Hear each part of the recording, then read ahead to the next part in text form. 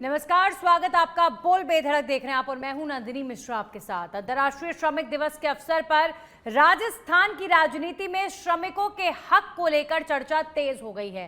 पूर्व मुख्यमंत्री अशोक गहलोत ने श्रमिकों को लेकर केंद्र और राज्य सरकार के सामने बड़ी मांगे रख दी हैं।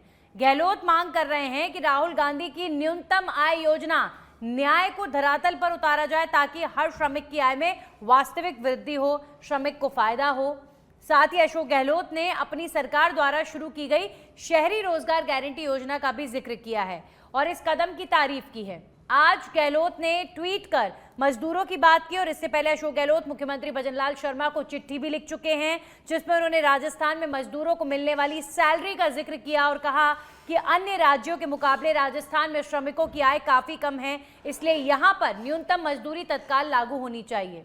इन दिनों देश में नोएडा, भिवाड़ी समेत कई शहरों में श्रमिक लामबंद होते नजर आए हैं। ऐसे में अशोक गहलोत इस मौके का इस्तेमाल कर राजस्थान के मजदूरों के मुद्दों को चिंगारी देकर उनके मसीहा बनने का प्रयास कर रहे हैं। वाकई राजनीति कोई गहलोत जी से सीखे, लेकिन खुद गहलोत साहब से भी ये पूछा जाना चाहिए कि जब 5 साल उनकी खुद की सरकार थी तब उन्होंने राहुल गांधी जी की न्याय योजना को लागू क्यों नहीं किया। सवाल बहुत सारे हैं जो पूछे जाएंगे और चर्चा करेंगे श्रमिकों के मुद्दों के बारे में, श्रमिकों के हकों के बारे में। आप बने रहिए मेरे साथ।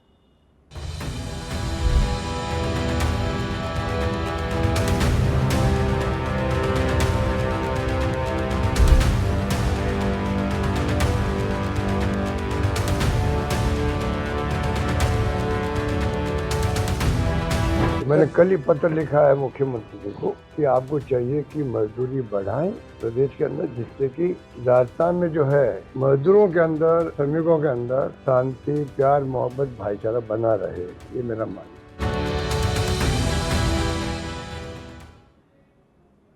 पूर्व सीएम अशोक गहलोत की माने तो राजस्थान के अंदर एक अकुशल जो लेबर है, जो मजदूर हैं, उनकी 7,000 के लगभग तनख्वाह होती है, जो जाहिर तौर पर उनके परिवार के पालन पोषण के लिए इनफ नहीं है, सफिशिएंट नहीं है। अशोक गहलोत मांग कर रहे हैं कि जो न्यूनतम दर है, न्यूनतम सैलरी दर है, वो डिसाइड होनी चाहिए, जो 12,000 से 15,000 होनी चाहिए, ताकि एक मजदूर अपना परिवार भी चला सके, उस मजदूर को उसकी मजदूरी का प्रॉपर सैलरी मिल सके और उसका दोहन ना हो, उसका शोषण ना हो। ऐसे मुद्दे अशोक गहलोत इस समय उठा रहे हैं जब देश भर के कई जो मेट्रो सिटीज है मुख्य तौर पर, वहां पर जो मजदूर हैं अपने हकों की आवाज इन दिनों में लगातार उठाते नजर आए। तो वो जो मजदूरों के लामबंदी का असर है वो राजस्थान में भी हो, क्या ये चाहते हैं अशोक गहलोत और क्या इसका पॉलिटिकल फायदा उठाना चाहते हैं अशोक गहलोत? बहुत सारे सवाल। हमारे साथ संदीप कलवानिया जुड़े कांग्रेस पार्टी का पक्ष रखने के लिए, श्याम सुंदर शर्मा जुड़े वरिष्ठ पत्रकार, और देवेंद्र शास्त्री जुड़े हैं पॉलिटिकल एक्सपर्ट के तौर पर। मैं सबसे पहले देवेंद्र जी आपका ही रुख करूंगी। क्या वाकई मजदूरों के प्रति अशोक गहलोत जो राजस्थान के मुख्यमंत्री रह चुके हैं, कई बार उनको मौका मिला है, क्या उनकी संवेदनाएं वाकई आपको मजदूरों के साथ नजर आ रही हैं? क्या ये आपको बहुत जेन्युइन कॉल अशोक गहलोत का लग रहा है, न्यूनतम सैलरी दर जो है वो डिसाइड होनी चाहिए, या फिर मजदूरों पर पॉलिटिक्स कर रहे हैं पूर्व सीएम अशोक गहलोत? क्या लगता है आपको?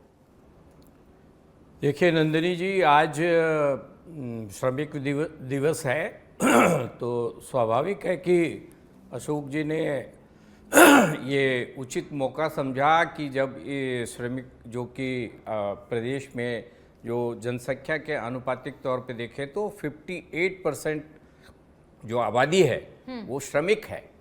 तो बहुत बड़ी आबादी है जो कि श्रम से या दैनिक श्रम के आधार पे अपना जीवन यापन कर रहे हैं। तो ये बहुत बड़ा वोट बैंक है। तो इस नज़रिए से देखें तो ये विशुद्ध राजनीति कही जा सकती है, लेकिन चूंकि आज एक ऐसा अवसर था जब केवल अशोक गहलोत के लिए नहीं, भारतीय जनता पार्टी की सरकार के पास भी एक अवसर था जब वो इतनी बड़ी आबादी, इतने बड़े वोट बैंक को एड्रेस करती। पर मैं देख रहा हूं कि आज के दिन राजस्थान में जो एक सेरेमोनियल एक एक्टिविटी होती है, सर्टिफिकेट बांटना या कोई उपदेशात्मक भाषण दे देना, इसके अलावा कोई मेजर काम नहीं हो रहा है। जबकि आश्चर्यजनक बात यह है कि राजस्थान के अंदर जो न्यूनतम मजदूरी है वो अन्य राज्यों के मुकाबले बहुत कम है। इसको बढ़ाने की आवश्यकता है। मतलब आप ये कह रहे हैं, कुल मिलाकर आपकी बात से समझ आया कि ये तो सच है कि कहीं ना कहीं मजदूर जो हमारे श्रमिक हैं वो एक बहुत बड़ा वोट बैंक हैं और उन्हें प्लीज जरूर यहाँ पर गहलोत साहब करना चाह रहे हैं, लेकिन बेशक ये राजनीति के लिहाज से हम देख सकते हैं, लेकिन जो मुद्दा वो उठा रहे हैं वो मुद्दा गलत नहीं है, वो मुद्दा जेन्युइन है। चाहे अपने वोट बैंक को साधने का वो प्रयास कर रहे हो, चाहे मजदूरों का मुद्दा आने वाले समय में चुनाव से पहले अशोक गहलोत बहुत बड़ा बना भी दें, क्योंकि इस समय आप नोएडा, दिल्ली, एनसीआर कहीं पर भी देखिए, जो तमाम 1 टियर शहर हैं वहां पर मजदूरों की लगातार लामबंदी की खबरें आ रही हैं। तो क्या पता राजस्थान में भी भुनाने की कोशिश हो। जी सर, मैं आगे और भी जो हमारे साथ जुड़े उनका रुख करना चाहती हूँ। बेसिक आंकड़ा बताना चाह रहा हूँ कि जो देश के अंदर न्यूनतम मजदूरी की हाईएस्ट रेट जो है वो दिल्ली में है, जो कि 17,000 से 20,000 के बीच में है जी, और राजस्थान में 7,500 से 10,000 के बीच में है, यानी कि आधी भी नहीं है, आधी के करीब है। श्याम सुंदर जी, क्या वाकई मजदूरों को न्यूनतम दर की जरूरत है राजस्थान के अंदर? क्योंकि ऐसा सही नहीं है कि हर मजदूर 7-7,500 ही कमा रहा है। जितनी मजदूर को अपॉर्चुनिटी मिलती है, उन्हें उनकी काबिलियत बढ़ती है, वो जितना काम बेहतर कर पाते हैं, उस हिसाब से कई बार हाँ ठेकेदारों की वजह से कई मजदूरों को पिसना भी पड़ता है और मजबूरी में वो काम करते हैं, जो उनका वेतन होता है पर डे के हिसाब से वो उन्हें जितना मिलना चाहिए उतना नहीं मिलता है। तो ये दरें अगर लागू हो जाए, सरकार ऐसा कोई डिसीजन ले तो ये मजदूरों के फेवर में जाएगा? ये जेन्युइन मुद्दा है जो अशोक गहलोत उठा रहे हैं राजस्थान के अंदर, आपको क्या लगता है?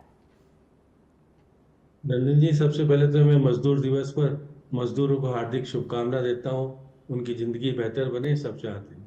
लेकिन जिस प्रकार से अशोक गहलोत ने मजदूर दिवस से एक दिन पहले मुख्यमंत्री को एक पत्र लिखा है जी, मजदूरी बढ़नी चाहिए, बढ़नी तो चाहिए, आप अपने शासनकाल में कितनी मजदूरी बढ़ा पाए ये भी साथ साथ बताना चाहिए, क्योंकि आज तो आप राजनीति करने के दृष्टि से पत्र लिख रहे हैं, पत्र लिखने का आपको अधिकार है, लिखना भी चाहिए। लेकिन देखिएगा, निश्चित तौर पर जिस प्रकार से उन्होंने पत्र में लिखा है कि भाई 7,410 रुपए तो अकुशल मजदूर को मिल रहे हैं और कुशल मजदूर है तो 9,334 रुपए मिल रहे हैं। लेकिन देखिएगा कि केवल मनरेगा के तहत जो मजदूर काम करता है उसकी मजदूरी है ये। आप अगर आज अपने घर में काम कराने जाएंगे तो ये मजदूर इस हिसाब से नहीं आता। आपको मालूम है कि वो किस प्रकार से आता है कि 600 से 700 रुपए कम मजदूर नहीं लेता, या जो कुशल मजदूर है वो 1200-1500 रुपए लेता है। तो ऐसी स्थिति में निश्चित तौर पर वैसे तो मजदूरी है, लेकिन हाँ ये बात भी सही है कि जिस प्रकार से वो बता रहे हैं कि भाई दिल्ली में कहें, केरला में कहें, तमिलनाडु में कहें, तो वहां पर मजदूरी अधिक है। निश्चित तौर पर जिस प्रकार से कह रहे हैं कि भाई हमारे 12,000 से 15,000 रुपये मजदूरी थी, लेकिन आज मैं देख रहा था कि व्याख्याता के लिए संविदा पर आज निकाली है वैकेंसी और 28,400 रुपये उनको मिलेंगे। वो पीएचडी है, उनको उनके लिए अगर संविदा पर ये रेट हमारे यहाँ तय कर रखी है तो मजदूर को मजदूरी बढ़े, उसमें दिक्कत नहीं। लेकिन जिस प्रकार से सजेशन देने के बजाय अगर अशोक गहलोत अपने ये पॉइंट वैलिड है कि सजेशन देना आसान है या श्रमिकों को मुद्दा बनाना या उन पर राजनीति करना आसान है। मैं सीधा संदीप कलवानिया जी का रुख कर लेती हूँ। संदीप जी, बहुत इजी है, बहुत आसान है कि आप श्रमिकों के मुद्दे पर बड़ी बड़ी बातें करें, लेकिन आपने अपनी सरकार में क्या किया ये प्रश्न भी पूछा जाना चाहिए। अशोक गहलोत जी के पास पूरे 5 साल का वक्त था, 2 साल पहले तक, जब वो राहुल गांधी जी की न्याय योजना को लागू कर सकते थे, न्यूनतम दर यहां पर डिसाइड हो सकती थी, लेकिन अशोक गहलोत जी ने उस मार्फत कुछ नहीं किया। और अब जब बीजेपी की सरकार आई तो इसे एक मुद्दा बनाकर वो इस पर बार बार बोल रहे हैं। कल उन्होंने चिट्ठी लिखी, आज उन्होंने सोशल मीडिया पर लिखा, पहले क्यों नहीं किया? बस मेरा तो इतना सा सवाल है, जब आपको इतना बड़ा मौका जनता ने दिया था तब आप कुछ करते नहीं है, बाद में विपक्ष में होते हैं तो मुद्दे उठाते हैं। संदीप जी, कि आज अंतर्राष्ट्रीय मजदूर दिवस है, उसके लिए सभी मजदूर भाइयों के लिए हार्दिक शुभकामनाएं और उनका भविष्य उज्जवल हो, उसकी हम सभी को शुभकामनाएं देते हैं। मगर मैं आप डिबेट शुरू करूं उससे पहले मैं बताना चाहूँगा कि आज कांग्रेस जो सत्ता में नहीं है, और जब कांग्रेस सत्ता में थी तो उन्होंने हमारे समय शासनकाल में बड़ी बड़ी योजनाएं हुई है। सबसे बड़ी योजनाएं आप देखें मनरेगा हम लेके आए थे, और मनरेगा एक ऐसी योजना थी जो आम मजदूर को एक गारंटेड रोजगार दिया जाता था। उसमें पूरे विश्व में इस तरह की कोई भी योजनाएं नहीं थी। तो इस तरह की कहना कि आप सत्ता में नहीं थे तो सत्ता में रहते हो तो आप इस तरह की योजनाएं लागू नहीं मैंने करते, सिर्फ बिल्कुल न्याय गलत की है। बात करी है, जिस न्याय मनरेगा- का आज महिमा मंडन पूर्व सीएम कर रहे मैं उसी हैं, बात बता उनके रहा पास हूं, मैं 5 यही साल बता थे, रहा उन्होंने हूं क्यों कि लागू नहीं किया? आज जब आपके पास देखिए, अपॉर्चुनिटी होती है आप जो कुछ भी काम राज- नहीं करते हैं और बाद में आप बोलते मैं हैं बता जब रहा हूं विपक्ष में ना। होते हैं। अब या तो मेरे को बोलने दो या फिर आप मैं बोलते सिर्फ रहो, न्याय के तो विषय पर पैरेलल बात में करना उसी का- चाहती हूँ आपसे, आपने क्यों नहीं लागू करी तो कांग्रेस मैं पार्टी की सरकार ने? आप ये तो हो नहीं सकता कि आपने पूछा और मैं यस या नो में जवाब दूं। नहीं तो आप उस मैं विषय पर उसी तो बात को बोलिए। बताने के लिए आप बता रहा हूँ ना आप। हाँ, तो बोलिए। मेरे को आप बोलने देंगे तब बोलूंगा ना। अरे तो आप उससे बोलेंगे पहले तब आप आपको अगर नहीं interrupt टोकूंगी, करेंगे, जब नहीं बोल रहे हैं आप तब अगर टोका है, बीच में आप अगर बोलिए। नहीं आप ऐसे मॉनिटरिंग बन के सर मॉनिटरिंग नहीं है, मॉडरेट होता है, बात कर रहे हैं मुद्दे पर। अगर आपको करनी है तो आप कीजिए, अगर आपको नहीं करनी है आपकी मर्जी। उससे पहले आप इंटरप्ट करना चाहते मैंने आपको बोला आप न्याय के मुद्दे पर बोलिए। इंटरप्ट करना चाहते हो। सवाल आपको अच्छा नहीं लग रहा है तो मैं आप मेरे बता से रहा हूं, नाराज उसी हो बात पे आ जाइए, रहा हूं ना। That is your choice. मैं बता रहा हूँ ना, आप बोलने नहीं देते। आप ऐसे अरे तो आप debate बोलिए करते ना हो कि सर, आप आपको बोल तो रही हूँ, आप- बोलिए, अब आप तो आप बोलिए। बोलने देंगे ये तब बातें बोलेंगे ना, छोड़िए, बीच में आप लगातार न्याय बीच के में मुद्दे बोलते पर बात जा रहे हो। कीजिए। मैं आपको बताऊं कि आपने पहला तो ये कहा कि जब कांग्रेस सत्ता में रहती तो मजदूरों की ख्याल नहीं आती, उनकी चिंता नहीं रहती। मैं आपको बताऊंगा कि सबसे पहले पूरे विश्व में हमने मनरेगा जैसी योजना लेके आए जिसमें मजदूरों को गारंटेड रोजगार मिला और 100 दिन की उनकी गारंटी से उनको रोजगार मिलना चाहिए था। वो हमने प्रावधान किया। ऐसा कहीं पर भी कहीं पूरे विश्व में कोई सा भी देश नहीं ऐसा। अब बात आपके उस पर आता हूं मैं सवाल पे। निश्चित रूप से आज कांग्रेस विपक्ष में है और कांग्रेस की प्रमुख भूमिका यह है कि जहां पर जनता की परेशानियां हैं उनको सरकार तक पहुंचाएं। आज आप देखेंगे कि जो मजदूरी की दर है वो अपने राजस्थान में अकुशल मजदूर की 285 रुपए है, अर्धकुशल की 297 रुपए है, कुशल की 309 रुपए है। तो हमारा ये कहना है कि सरकार को उनमें वृद्धि करनी चाहिए, सरकार को इस पे ध्यान देना चाहिए, क्योंकि आज हम विपक्ष में हैं और जब हम सत्ता में रहे तो सबसे पहले हम ही ने मजदूरी बढ़ाई थी, उसके बाद में आज तक मजदूरी नहीं बढ़ी है। तो आपका ये कहना है कि नहीं जब आप विपक्ष में रहते हैं तभी आपको चिंता रहती है, ये बिल्कुल गलत है।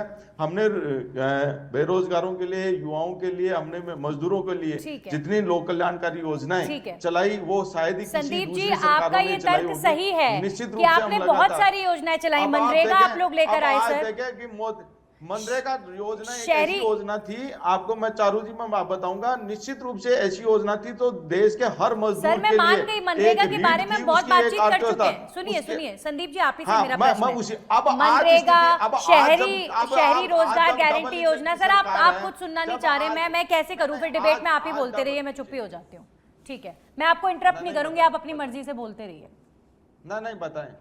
मेरा सिर्फ आपसे छोटा सा प्रश्न है सर, आप बहुत जेन्युइन बात कह रहे हैं कि बहुत सारे अच्छे इनिशिएटिव्स मजदूरों के लिए कांग्रेस की सरकारों ने लिए, लेकिन मैंने आपसे ये नहीं कहा था कि आप लोग कुछ नहीं करते हैं। मेरा आपसे प्रश्न इतना था कि जो मुद्दे, जो ज्वलंत मुद्दे आप बाद में उठा रहे हैं, अशोक गहलोत जी की सरकार में थे, वो मुख्यमंत्री थे, ऐसी न्यूनतम दर सैलरी की, ऐसा तो नहीं है कि 7,400 रुपये आज ही मजदूरों की सैलरी हुई हो।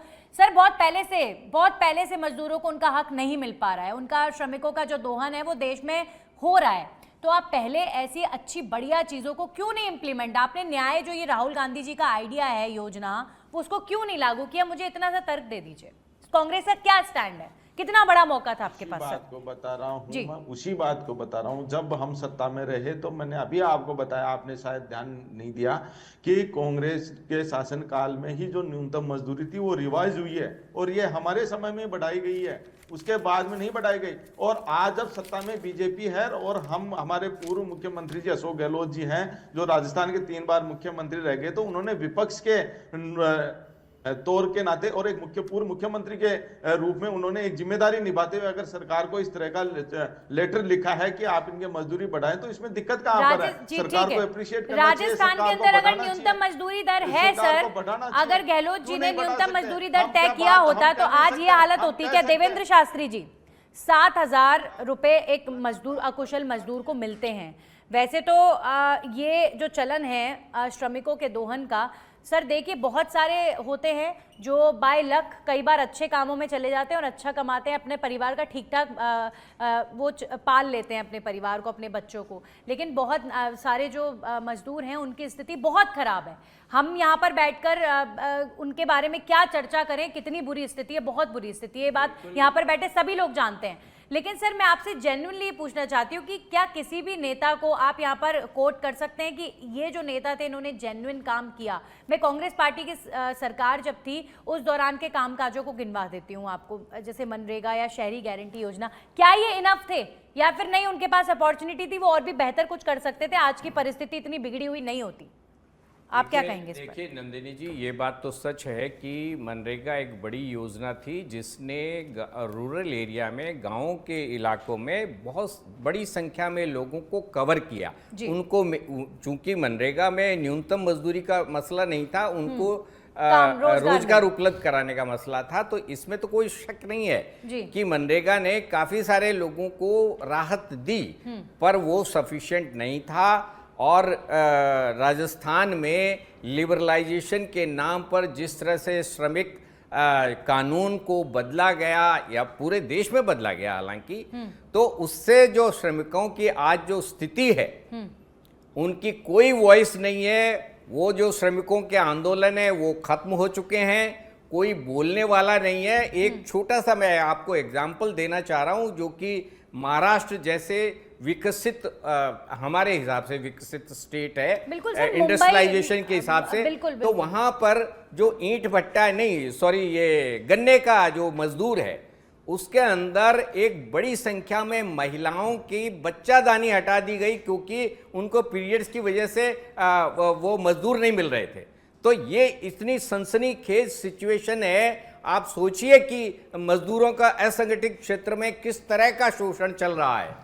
तो राजस्थान भी उससे मुक्त नहीं है। मैं किसी मजदूर का, अगर उसका जो मालिक तो जिसके यहाँ वो काम कर रहे हैं वो शोषण भी करे तो उस गरीब मजदूर की तो थाने में भी कोई नहीं सुनता, हमारे यहाँ भी कोई पुलिसकर्मी भी नहीं सुनता। सर बड़ी बड़ी बुरी स्थिति है मजदूरों की। सर श्याम सुंदर जी ये बताइए सर, दो सेंटेंस में अपनी बात खत्म कर दूंगा जी। देखिए, ये तो है जो कि उनकी आवाज़ बिल्कुल भी नहीं सुनाई दे रही है। हमारे यहाँ भी भट्टा मजदूर और तमाम इस तरह के क्षेत्र हैं माइनिंग के, और जहाँ पर इनका ज़बरदस्त शोषण चल रहा है, कोई आवाज़ नहीं है। दूसरी बात, मिनिमम जैसे कांग्रेस के ऊपर सवाल उठ रहा है ना जी, कि भाई आज के दिन देश में पूछ ही नहीं पा रहे ना, देश में सबसे प्रवक्ता ही यहाँ पर उपलब्ध नहीं है। सबसे कम मुझे लगता है मजदूरी हमारी क्यों है? मुझे लगता है कि शायद बीजेपी इस मुद्दे पर कुछ बोलना ही नहीं चाहते, क्योंकि शायद उन्हें लग रहा होगा कि हम सवाल करेंगे तो वो फंसती यहाँ पर। नंदिनी जी, राजस्थान में न्यूनतम मजदूरी सबसे कम क्यों है, ये तो कांग्रेस को भी जवाब देना पड़ेगा। बिल्कुल, क्योंकि वो भी शासन में रह करके गए हैं। ठीक है, मैं इसीलिए बार बार संदीप जी से यही प्रश्न कर रही थी कि आपने मनरेगा के माध्यम से नौकरियां देने का प्रबंध, रोजगार देने का प्रबंध तो किया, लेकिन वो इनफ नहीं था। आप भी तो वहां पर न्यूनतम सैलरी की बात करते, न्यूनतम दिहाड़ी की बात करते, वहां कोई बातचीत नहीं थी और वो इनफ नहीं था।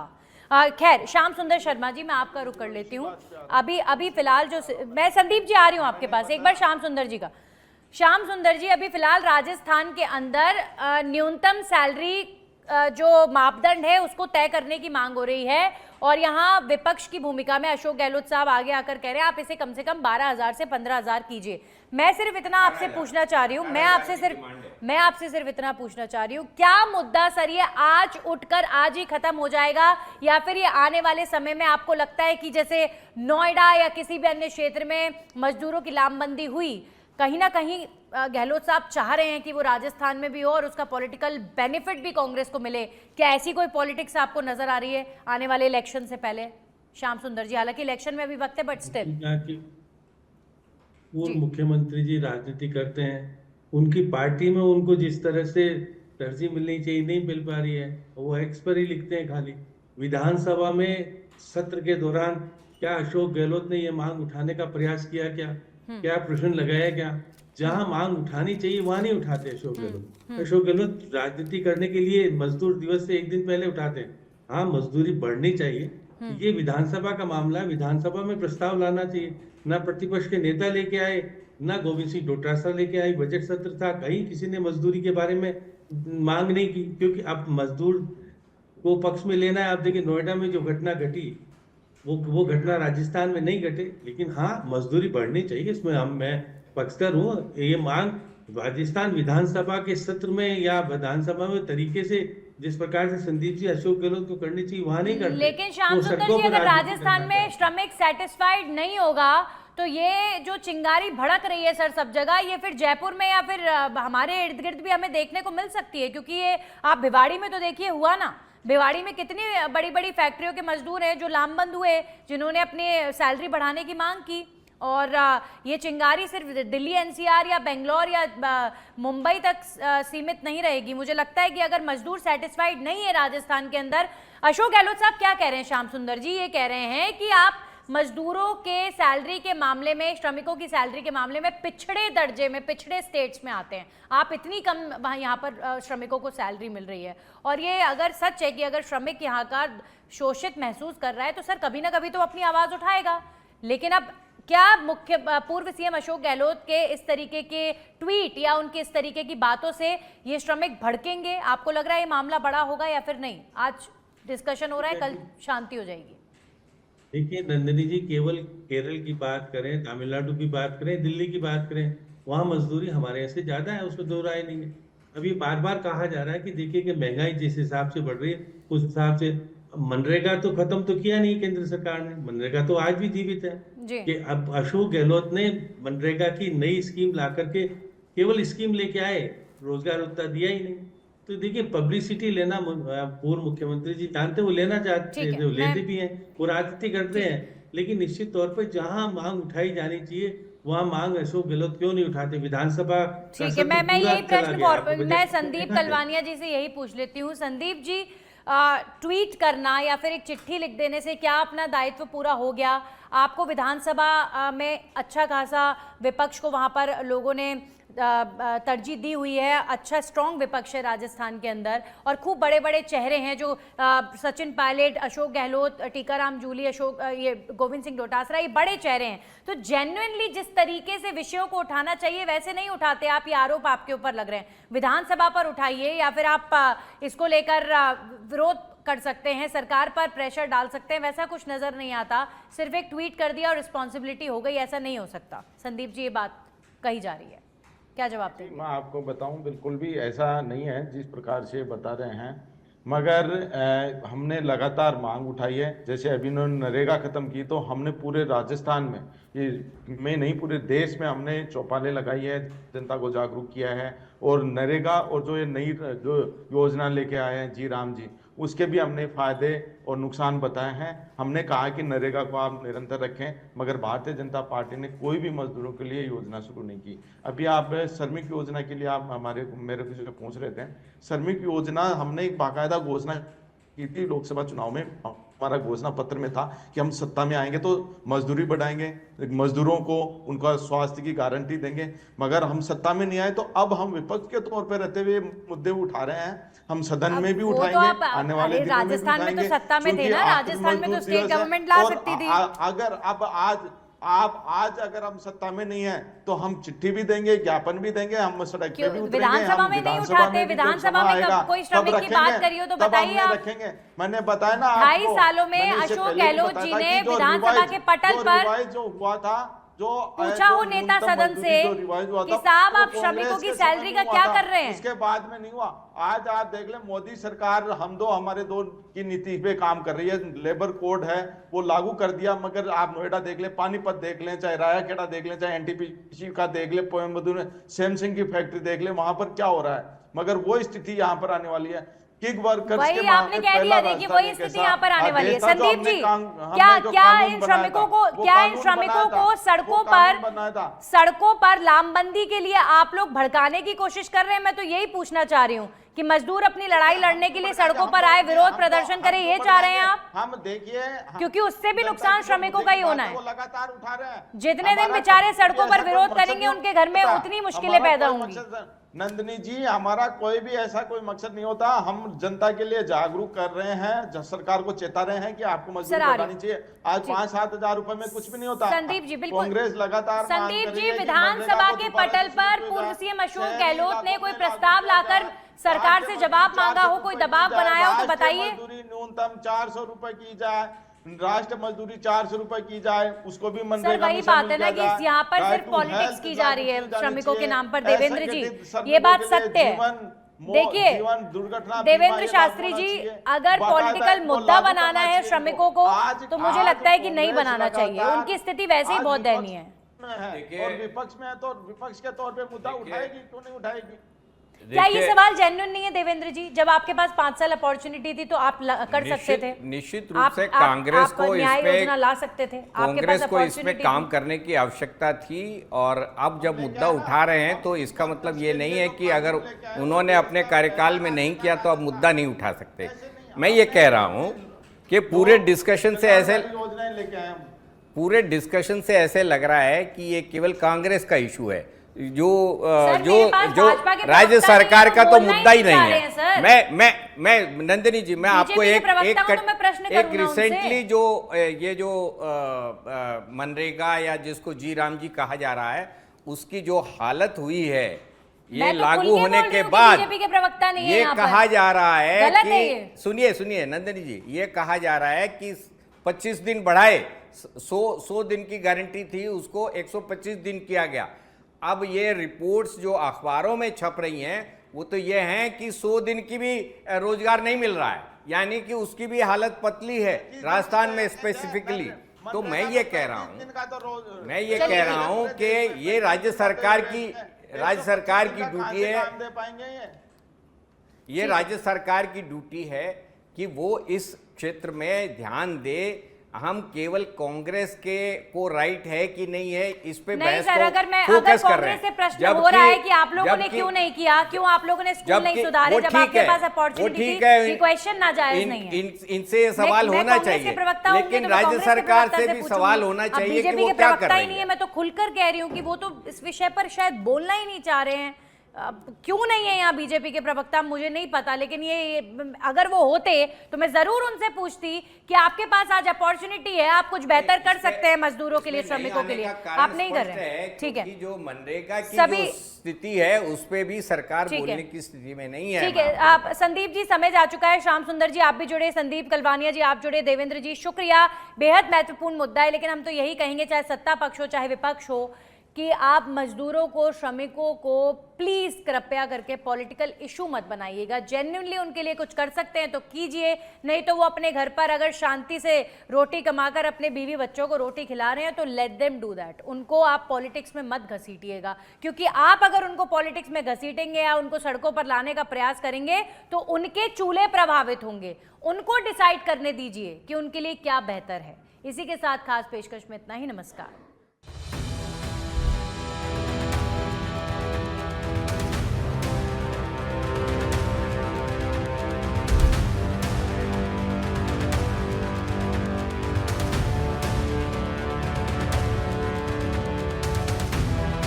मैंने कल ही पत्र लिखा है मुख्यमंत्री जी को कि आपको चाहिए कि मजदूरी बढ़ाएं प्रदेश के अंदर, जिससे कि राजस्थान में जो है मजदूरों के अंदर, श्रमिकों के अंदर शांति, प्यार, मोहब्बत, भाईचारा बना रहे।